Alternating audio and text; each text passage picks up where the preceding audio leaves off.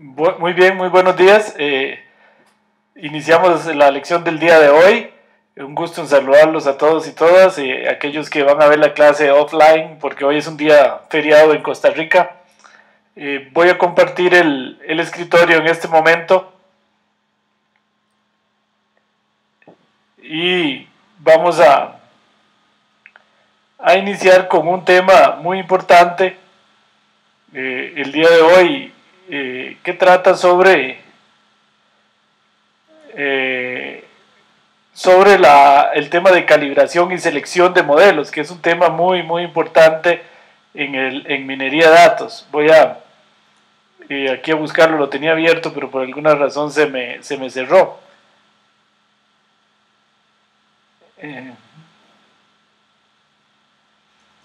Ok, bueno, estamos hoy ya en la última semana del curso y vamos a estudiar hoy, como les decía, el tema de calibración y selección de modelos, que es sumamente importante porque dado un juego de datos, por ejemplo, en el caso que ustedes tienen allá en México de selección de fraudes, que es un caso tan complicado, uno debería poder calibrar muy bien el modelo. ¿Qué quiere decir calibrarlo? Quiere decir escoger los mejores parámetros que ese modelo permite. Y luego seleccionar el modelo. ¿Qué quiere decir esto? Ponerlos a competir. Por ejemplo, para el tema de fraudes, poner a competir el árboles de decisión, random forest, redes neuronales, boosting, a ver cuál es el que mejor se adapta a un problema. En ese caso, por ejemplo, a un problema muy desequilibrado, que quiere decir que la clase de fraude es muy pequeña relativo a la clase no fraude. Es un problema que hemos enfrentado bastante. Aquí hoy vamos a tratar más bien otro que es similar, que es el del fraude, y en la tarea hay un reto predictivo que es muy interesante, que es predecir el fraude en seguros, que es un tema parecido al de tarjetas de crédito, aunque no tan desequilibrado. Bueno, muy bien, entonces vamos a empezar con el tema de calibrar. Uno puede ver los parámetros de un modelo en R directamente poniéndole signo de pregunta y el nombre del método. Por ejemplo, aquí K-means, vamos a ir a hacerlo directamente. Yo puedo ver los parámetros de ese modelo. Por ejemplo, acá yo puedo poner signo de pregunta K-means para pedir la ayuda. Ahí tengo la ayuda. Y entonces me puedo dar cuenta que ese modelo tiene muchos parámetros. Por ejemplo, el número máximo de iteraciones. Pero uno muy importante es el algoritmo. ¿Cuál método va a usar? Entonces, ¿cómo puedo saber yo, por ejemplo, aquí si el mejor método es Hartigan, si es Lloyd, si es Forgy o si es McQueen? Bueno, la única manera es calibrando el modelo. Que no quiere decir otra cosa que la idea intuitiva de ponerlos a competir a ver cuál da mejor en algún sentido. Por ejemplo, los métodos predictivos, ¿cuál minimiza el error? ¿O cuál es el que me permite detectar mayor cantidad de fraudes? O por ejemplo, en el tema de fraudes de tarjetas, ¿cuál es el que me permite salvar la mayor cantidad de dinero? Tal vez ahí interesa no tanto la cantidad de fraudes como salvar la mayor cantidad de dinero. Entonces de eso se trata la calibración. Y luego vamos a ver el tema de la selección. Ok, bueno. Entonces por ahí ya veo que tenemos algunos, por ahí nos acompaña Mario. Bueno, entonces vamos a calibrar el método de K-medias o el K-means para el ejemplo de servicio al cliente que ya habíamos estudiado en otros cursos. Muy importante tengan esto claro. Un modelo se calibra para un juego de datos y entonces la calibración que sirve para este juego de datos podría ser que no sirva para otro juego de datos. Eso está estrechamente relacionado, ¿verdad? El tema de la calibración, la calibración es respecto a un juego de datos, no es que uno calibre un modelo para siempre, sino dado un juego de datos hay una calibración. Por ejemplo, incluso podría ser que para esta tabla de servicio al cliente sirva una calibración, pero dentro de 2 meses vuelvo a hacer el mismo experimento con nuevos datos de un mes adelante y ya la calibración que sirva es otra. Es decir, los modelos hay que estarlos calibrando constantemente. Eso, por ejemplo, en el tema de fraude de tarjeta es crítico. Como el fraude evoluciona tanto y tan rápido, los modelos hay que estarlos calibrando constantemente, o constantemente no, pero sí cada cierto periodo no tan largo de tiempo, para que el modelo siga siendo útil y bueno para detectar esa cantidad de fraudes. Bueno, por ejemplo aquí una primera cosa que uno podría tratar de calibrar es en K-means el valor del K, cuántos clústeres quiero. Esto ya lo habíamos hecho nosotros atrás en el curso. Es lo primero que podría yo tratar de decidir. Una manera de decidir cuántos clústeres quiero es buscar el K, a partir del cual la inercia intraclases ya no varía tanto de un paso al otro. Esto ya lo habíamos hecho en otro curso, pero lo vamos a repetir. No sé si se acuerdan del codo de Jambu. Aquí vamos a poner a ver los 4 métodos para K-Mix, que son Hartigan, Joy, Forgy y McQueen. A ver en qué momento ellos hacen como un codo, que más o menos podría ser como 1, 2, 3, 4. A partir del cuarto como que ya no varía tanto la inercia. Entonces pareciera que aquí lo que conviene es tomar K igual 4. Bueno, vamos a ver cómo se logra eso. Esto lo podemos lograr. Voy a hacer un vector de 30 ceros para guardar la inercia intraclases de cada una de las clases. Hartigan, Joy, Forgy y McQueen, porque voy a repetir el experimento 30 veces. Entonces, 30 veces ejecuto K-means para K igual 1 hasta 30, primero con un clúster, luego con 2 clústeres, luego con 3 clústeres, así sucesivamente. Aquí lo hago con el algoritmo de Hartigan y calculo la inercia intraclases y la voy guardando en el vector. Luego lo hago con el algoritmo de Joy y voy guardando la inercia intraclases en el vector. Con el algoritmo de Forgy y hago lo mismo. Y con el algoritmo de McQueen y voy guardando la inercia intraclases. Entonces lo ejecuto 30 veces, desde K igual 1 hasta 30, que sería el número de clúster. O sea, de un clúster hasta 30 clúster. Luego estos vectores, ¿para qué son? Para guardar los datos para hacer el gráfico. Entonces aquí con estos plot y con estos points hago este gráfico que tengo aquí abajo. Y con este hago la leyenda. Y entonces aquí me doy cuenta que los 4 métodos más o menos se estabilizan en el cuarto nodo. Son bastante similares en ese sentido. Entonces digamos que ahí logré una primera calibración. Y es que voy a tratar de usar K igual 4. 4 clústeres pareciera lo más indicado para este juego de datos. El ejemplo de clientes. Muy bien. Ahora sí, decidido cuál es el número de clúster que voy a usar, voy a ver cuál método es el que se comporta mejor. Pareciera que es Hartigan el mejor, pero vamos a ver por qué. Bueno, aquí leo los datos. Como es usual, le doy un str para ver que los datos fueron leídos correctamente. Lo que voy a hacer es lo siguiente.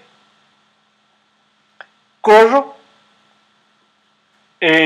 Voy a correr 50 veces K-means con 4 clústeres, con los 4 algoritmos, Hartigan, Joy y Forgy.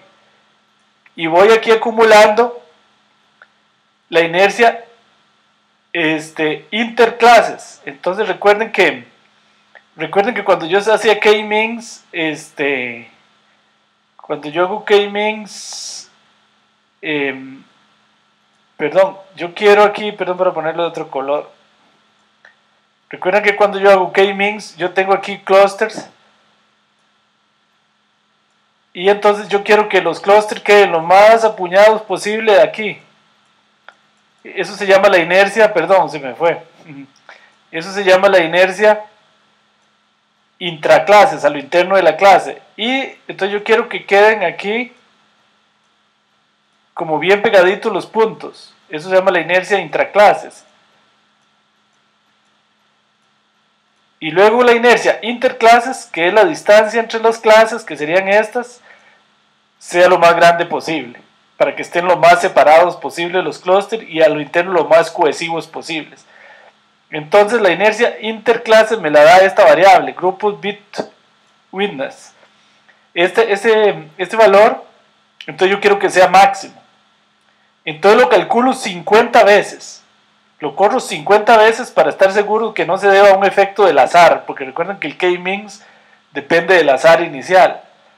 Entonces aquí en Hartigan guardo la inercia interclases de Hartigan en Joy la de Joy, en Forgy la de Forgy y en McQueen la de McQueen. Luego, ¿cómo lo corrí 50 veces? Divido entre 50. Entonces, Hartigan, el promedio me da 1900, Joy 1800, Forgy 1848 y McQueen 1879. Entonces vemos que quien maximiza la inercia interclases, es decir, la distancia entre los clústeres, es Hartigan. Por lo tanto, desde ese punto de vista, Hartigan es el mejor de los 4 algoritmos. ¿Ok? De los 4 algoritmos para este juego de datos. Entonces yo puedo decir que lo ideal entonces en este caso es hacer K-Means para ese juego de datos con 4 clusters y usando Hartigan. Es lo mejor que puedo hacer para hacer clustering en ese juego de datos. Ok, muy bien. Entonces eso sería, ven que estoy calibrando 2 parámetros, el número de clúster y el algoritmo. Ya logré calibrarlo. Ok, entonces ese sería el mejor resultado posible. Bueno, igual, eso es con modelos descriptivos. Cualquier modelo estadístico es sujeto, bueno, prácticamente cualquier modelo que tenga parámetros, y casi todos los modelos estadísticos o de data mining tienen parámetros, son calibrables. Entonces, repito, calibrar significa encontrar los parámetros que me dan el mejor resultado. ¿Qué quiere decir el mejor resultado? Bueno, depende del problema, ¿eh? Depende de qué ande uno buscando. Por ejemplo, aquí vamos a calibrar, ¿se acuerdan el problema de scoring de crédito? Vamos a calibrar las máquinas vectoriales de soporte. Entonces, el scoring de crédito, yo quiero que me prediga quiénes van a ser malos pagadores y quiénes van a ser buenos pagadores. Pero aquí, lo que interesa más que nada es detectar a los malos pagadores. Eso es lo que más me interesa. Que el modelo me detecte bien a los malos para no darles crédito y con buena certeza. Igual que en el problema de fraude no interesa tanto detectar las buenas transacciones sino las malas. Aquí también los malos pagadores son los que más interesan. Entonces yo voy a calibrar en las máquinas vectoriales de soporte de forma tal que me maximicen la cantidad de malos pagadores. ¿Ok? Entonces recuerden que yo tenía una muestra de testing y una muestra de crédito que estaba separada en 2 archivos. Bueno, pues aquí la junté en 2 archivos. Perdón, junté los 2 archivos en un solo archivo.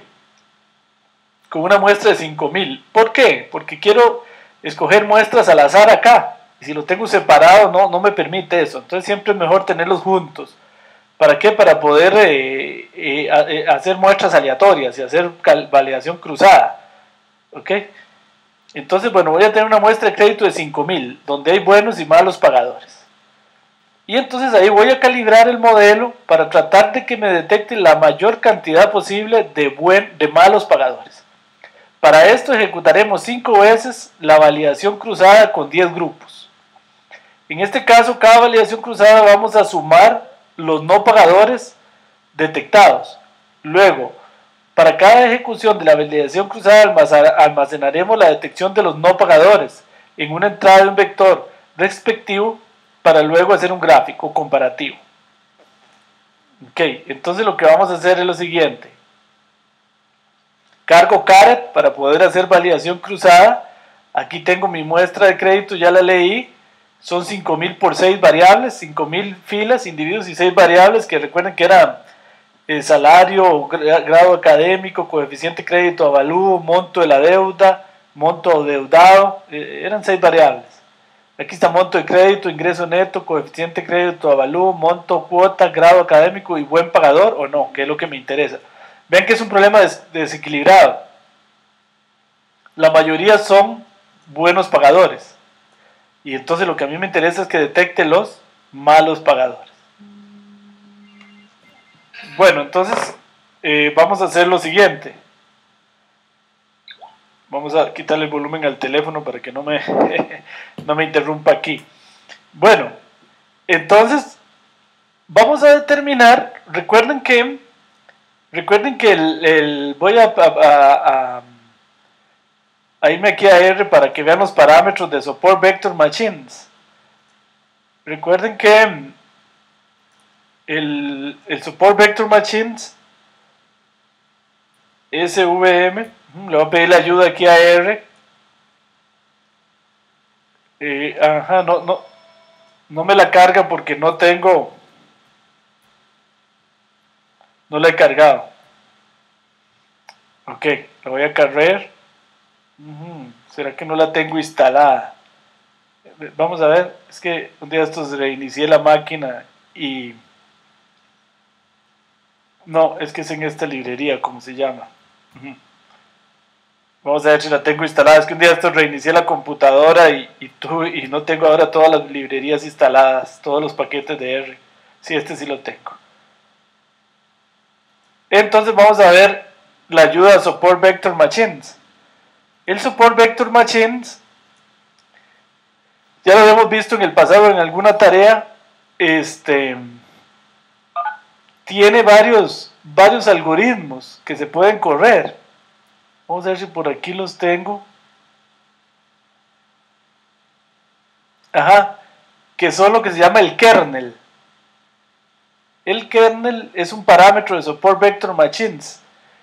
Aquí no está indicado, pero el kernel es el método, es el algoritmo. El kernel es recuerden cuando los datos no eran linealmente separados, yo podía aplicarle un kernel, que puede ser lineal, polinomial, basis radial o radial basis y sigmoide.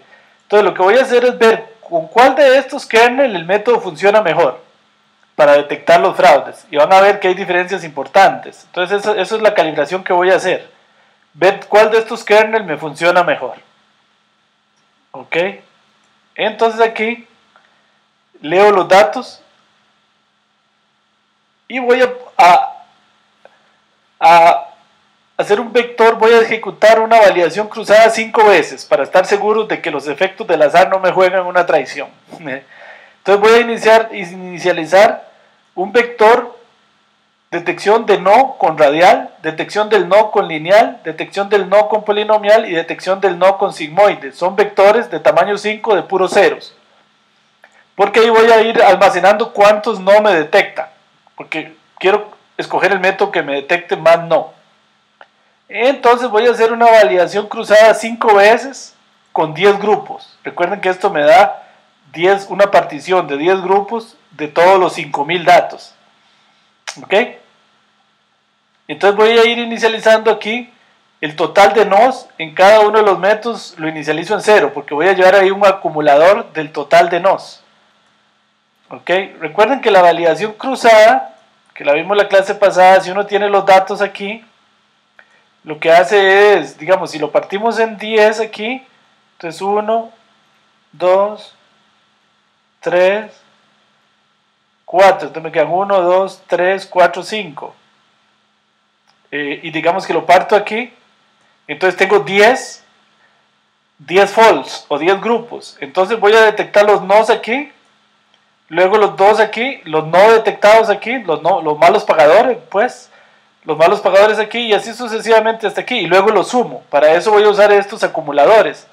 Porque el cross validation, recuerden que toma, digamos, todos estos como training y dejo este para testing.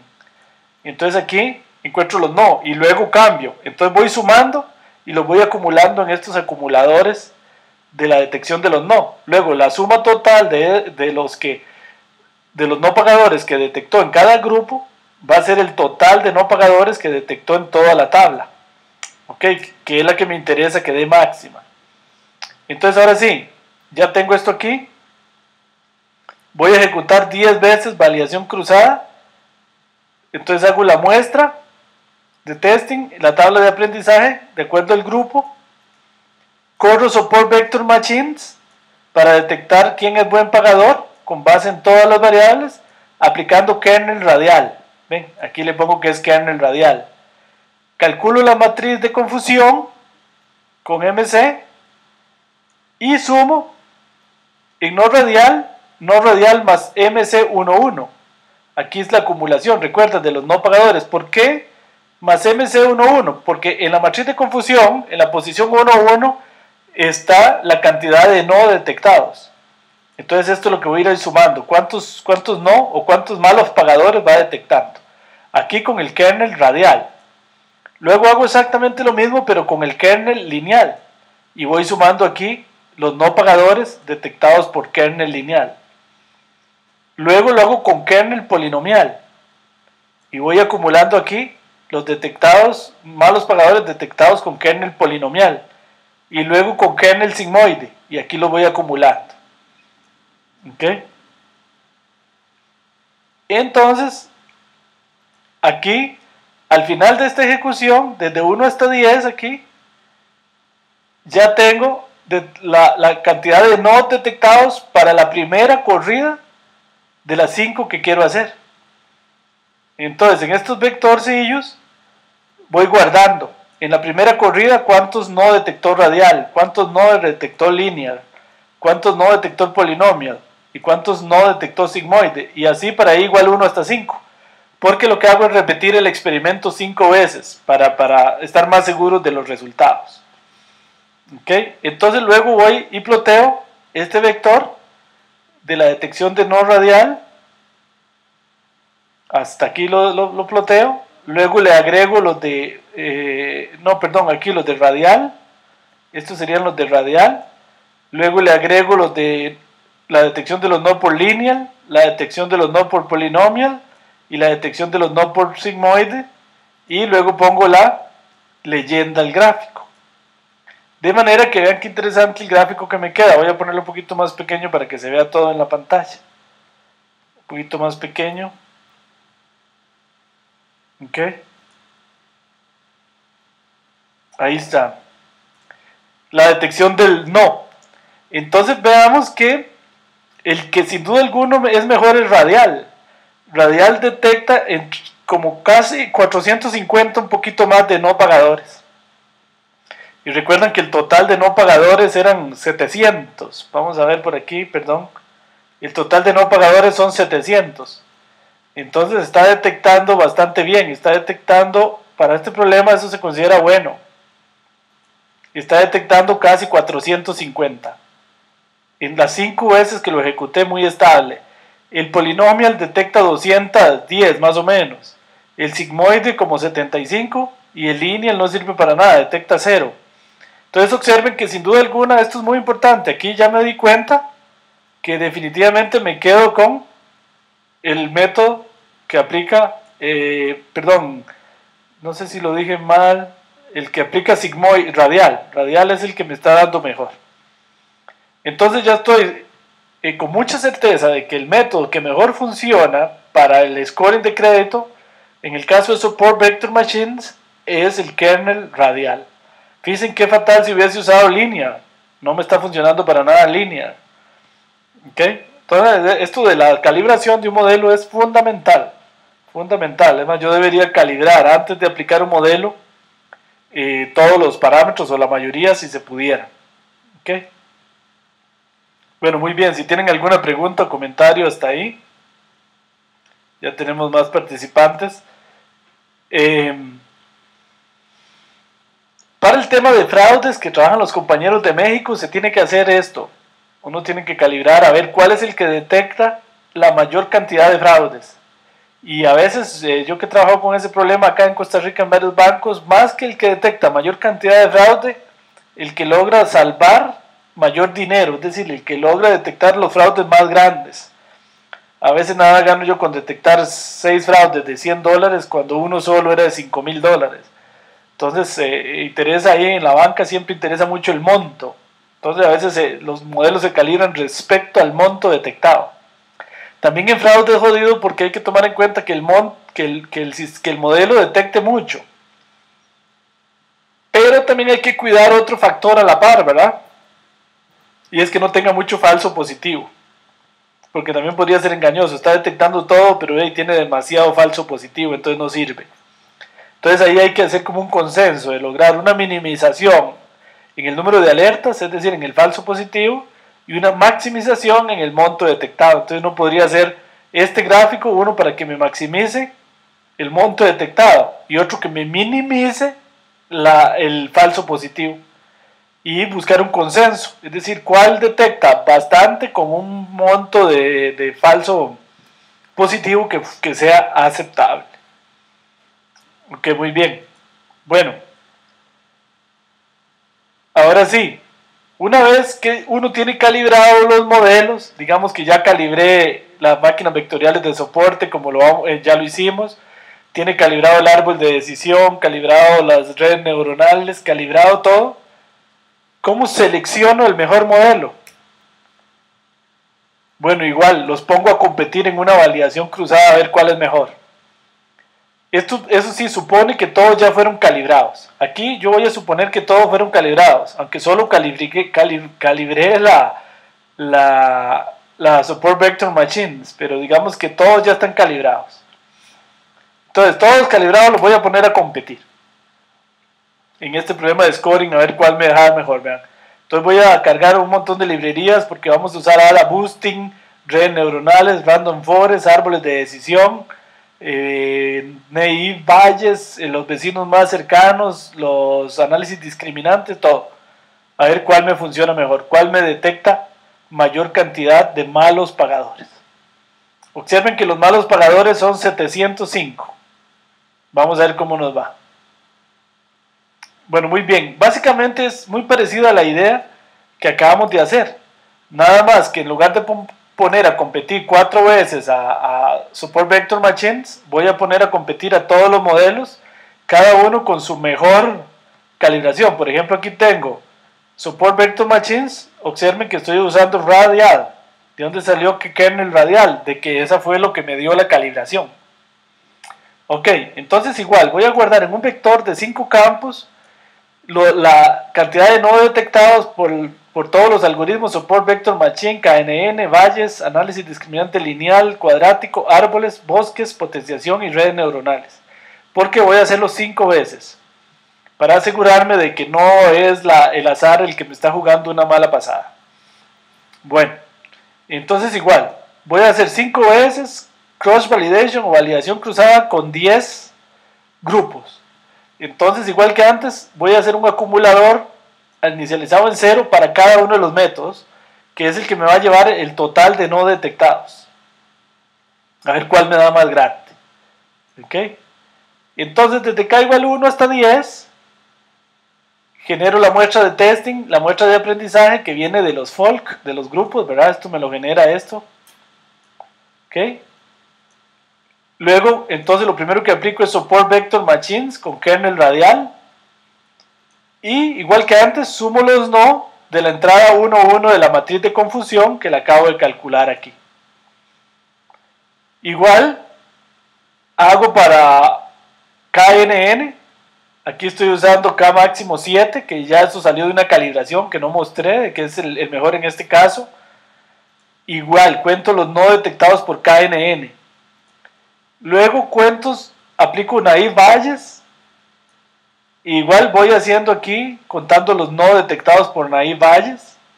Luego para análisis discriminante lineal, guardo los no detectados. Luego lo hago para análisis discriminante cuadrático, guardo los no detectados. Luego para rpart, que es un árbol de decisión, guardo los no detectados. Luego con random forest, los voy guardando.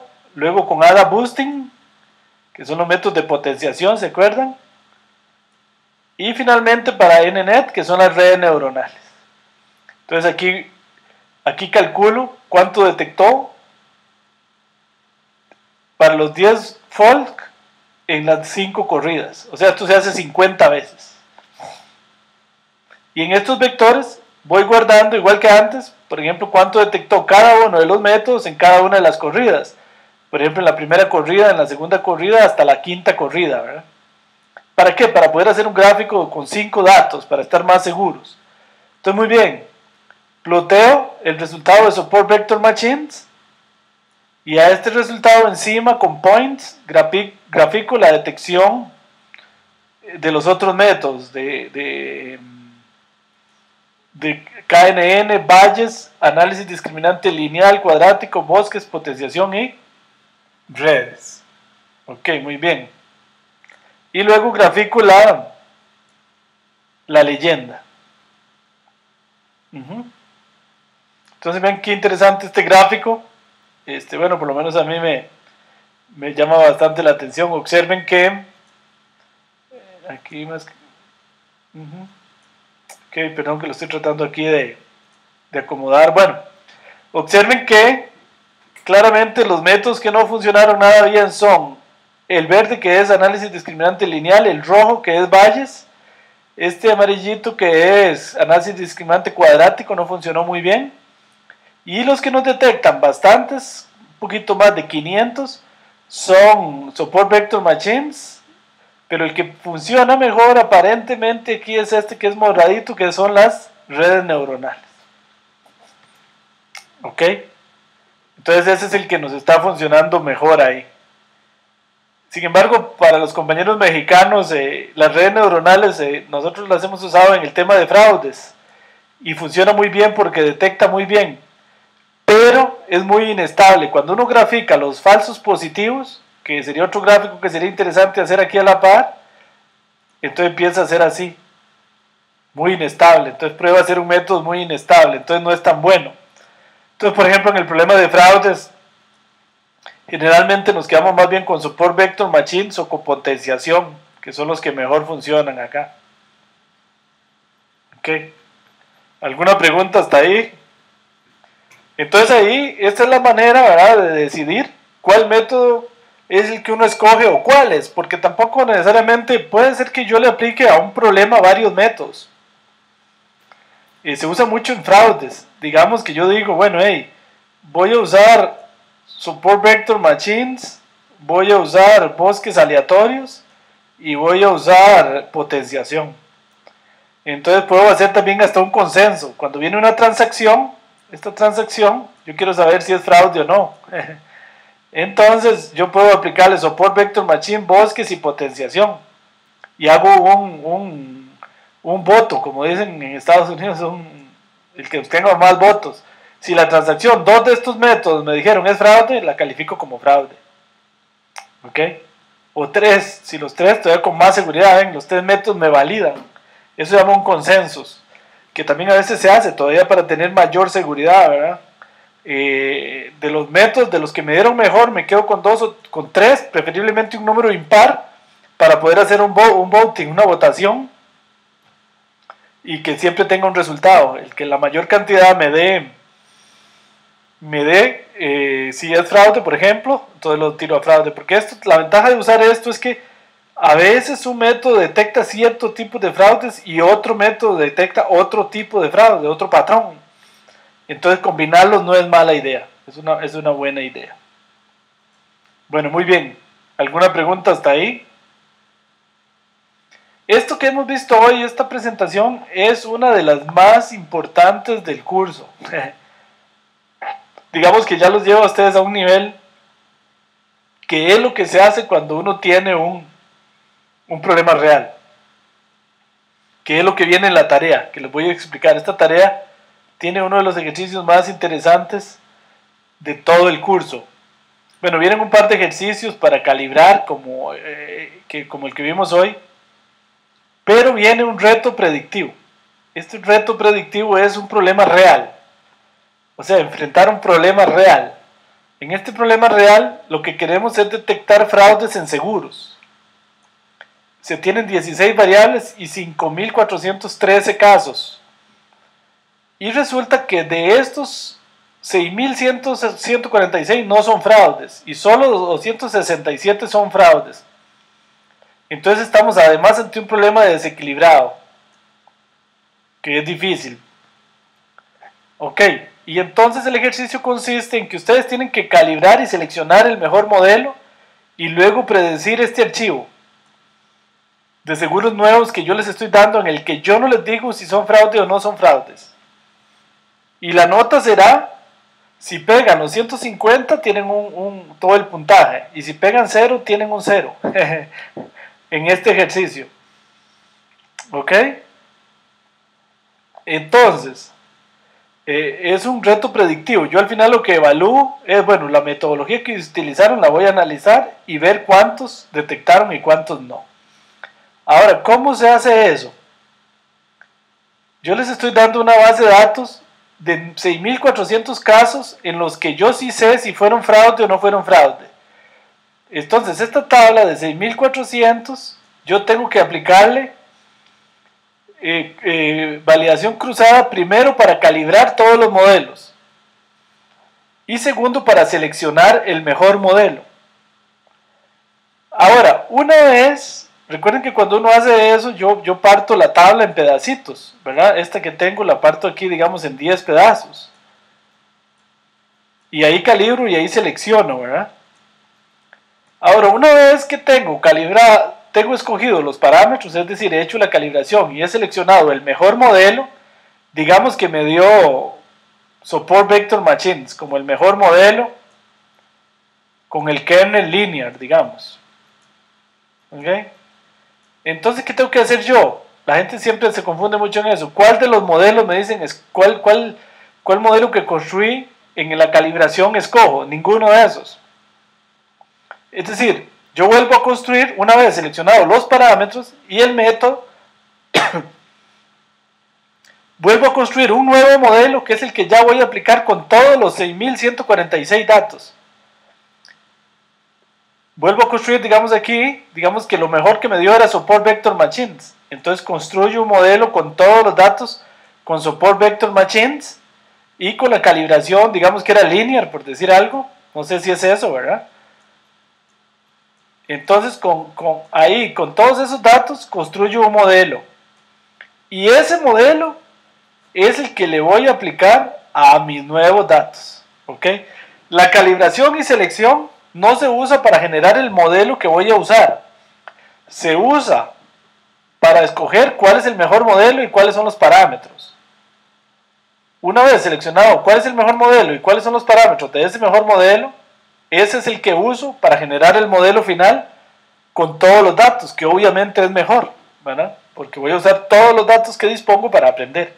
Y ese modelo se lo aplico aquí y esperanza de la mano de Dios que quede lo mejor posible para sacar una buena nota. No sé si me explico en eso o están un poco confundidos, porque ahí siempre en este ejercicio, en las generaciones anteriores, he encontrado que eso se les confunde un poco.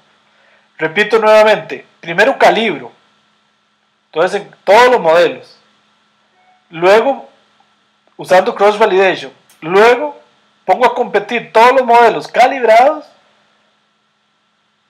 y selecciono el mejor modelo. Entonces, por ejemplo, resultó que el mejor modelo es redes neuronales con 100 capas internas. Ya, bueno, ya sé que eso es lo mejor que puedo hacer. Entonces hago eso, de nuevo, con todos los datos. Construyo el modelo predictivo y ese se lo aplico al archivo al que tengo que predecir y no sé, en ese no sé nada, ese no lo puedo usar para nada, más que para responder la tarea. Ok, muy bien. No sé si tienen alguna pregunta, ¿les queda claro? Ahí está por ahí Rolando, Mario, Juan. ¿Y cómo es el asunto del reto predictivo? Este es muy interesante, este ejercicio, porque es ya una aproximación a un problema real, que de hecho es un problema real. No les voy a decir de dónde. Ok, no es de acá de Costa Rica. ¿Qué es lo que ustedes tendrían que hacer ya en la realidad en sus trabajos? Es básicamente lo mismo que van a hacer en este reto predictivo. Ok, muy bien. Bueno, ahí se los dejo. Cualquier duda, pues en el chat. Espero que lo hayan comprendido bien cómo es que hay que resolverlo. Después viene un ejercicio que optativo muy bonito para el High Written Recognition, para calibrar un modelo también, que aquí es con bases de datos, que también ya tiene que ver mucho con la realidad, ¿eh? Cuando ya uno se pega a una base de datos y en esa base de datos hace las calibraciones. Ok, ese es optativo. Primero vienen dos ejercicios de calibración de modelos descriptivos, luego de modelos predictivos y luego el reto predictivo, que es uno de los ejercicios más importantes de todos los cursos que hemos visto, porque recuerdan que esto lo habíamos hecho en el curso de modelos predictivos, uno parecido, era con 100, no eran con 150, pero ahí no teníamos la oportunidad ni la posibilidad de calibrar, o por lo menos no estaba tan clara ahí cómo se podía hacer. Ahora sí, porque en aquel entonces no habíamos visto cross validation. Ahora tenemos una posibilidad muy importante de mejorar. Y por eso aquí que les puse es más difícil, porque es más desequilibrada. La vez pasada se los puse más equilibrado, entonces era un poquito más fácil. Bueno, muy bien. Si tienen alguna pregunta o comentario, si no, por ahí quedamos por el día de hoy. Recordarles, compañeros, los que están y no están hoy en la clase, que se matriculen. Ya pueden hacer la prematrícula para el siguiente curso, que es el curso de herramientas, bodega de datos y herramientas OLAP, que lo da el colega Fabio Fernández, que trabaja en Scotiabank desde Canadá. Él nos va a dar ese curso. Ese curso empezaría de hoy en 15 días, el 25 de abril. Entonces ahí les estoy marcando para que lo vean, el 25 de abril. Posiblemente, eso sí, este curso va a ser más tarde, porque Fabio está en Canadá. Entonces ese curso va a ser a las 2 de la tarde, hora de Costa Rica, que para él allá en Canadá son como las 5, que es cuando él va saliendo del trabajo que él tiene allá. Él es analista de data mining en Scotiabank, especialista en Microsoft Business Intelligence y especialista en este tema de Cubos OLAP, una de las personas más conocedoras de ese tema en toda Latinoamérica. De hecho, Fabio ha trabajado creando plugins para Microsoft Business Intelligence. Entonces es un curso muy interesante, muy bueno, que nos va a impartir Fabio. El 25, entonces les digo para que se vayan apartando su campo, haciendo la prematrícula, porque este curso de herramientas OLAP, que es el 25, Promidal lo promociona también como un curso libre, independiente del programa. Entonces vieron cómo se matricula gente en ese curso, porque el curso, los cubos OLAP, hay mucha gente que quiere aprender sobre cubos OLAP. Entonces, para que reserven por lo menos su campo, traten de ir haciendo la reserva de ese curso. Ok, muy bien. Entonces eso es lo que les quería decir el día de hoy. Aquí tengo una pregunta de Mario, perdón Mario, que no la había visto, hasta ahora la veo. Dice, ¿cuál sería el efecto si aplicamos en vez de 5 veces, 10 veces? Muy bien Mario, muy buena pregunta. Digamos, sería mejor. Entre más veces uno haga la prueba, el experimento, mejor. Y entre más pequeños haga los grupos, o sea, haga más grupos en cross validation, es mejor. Lo que pasa es que podría durar mucho, Mario. Entonces, en un problema grande como podría no ser viable hacerlo muchas veces. Entonces, curiosamente, no hay una demostración teórica matemática, pero sí se ha visto, y así lo dice el profesor Tixinari de Stanford, que interesantemente se ha visto que un número entre 5 y 10 es un buen número. 10 es un muy buen número. Demuestra funcionar bastante bien en la mayoría de los casos. Eso se ha visto empíricamente, no hay una demostración matemática que diga que eso es así, pero sí la práctica lo ha dicho. Entonces, un buen número de veces para repetir el experimento es entre 5 y 10. Y también un buen número para el cross validation es entre 5 y 10. Esa combinación que yo les hice es muy usada. 5 veces el experimento y hacer 10 grupos en el cross validation es un buen parámetro. Ahora, en buena teoría, entre más mejor. Claro que, por supuesto, depende de qué computadora tenga uno y qué tamaño de datos tenga. Porque, por ejemplo, el problema de fraudes que tienen los compañeros allá en México, la cantidad de transacciones es monstruosa, ¿verdad? Yo he tenido que correr eso con 850,000 filas, digamos. Entonces la calibración y selección de modelos, aún con 5.5, por ejemplo, que es lo que usábamos ahí, o con 3.5, podría tardar de 6-7 horas. Más, 6-7 horas nos ha tardado a veces poder calibrar los modelos. Entonces, ven, depende mucho de eso. ¿Sí le queda claro, Mario? Con mucho gusto. Sí, no, disculpe que no había visto la pregunta. Entonces, bueno, si no tienen más preguntas, si tienen alguna pregunta, si no, pues un gusto haberlos visto el día de hoy. Ahí está el chat, y en Semana Santa seguimos aquí activos en Promidad. Hay por lo menos un par de asistentes trabajando, contestando dudas y atendiendo los chats. Entonces, si tienen alguna duda ahora en Semana Santa, si están trabajando y si van de vacaciones, pues que lo disfruten. Y si están trabajando un poquito en esto, también por aquí los vamos a estar acompañando. Bueno, muy bien, un gusto haberlos visto. Nos vemos de hoy en 15 días. Espero que se matriculen, ojalá todos, en el curso de bodegas de datos y herramientas solar. Que aunque lo da el compañero Fabio Fernández, él lo transmite desde Toronto, Canadá. Yo los acompaño también desde Costa Rica en el curso para estarles ayudando también. Entonces eso sería de hoy en 15 días a las 2 de la tarde, hora de Costa Rica. Ahí les voy a estar comunicando en estos días oficialmente eso. Muy bien, muchísimas gracias, un gusto, un saludo para todos desde Costa Rica. Felices Semanas Santas, felices Pascuas y nos vemos. Hasta luego.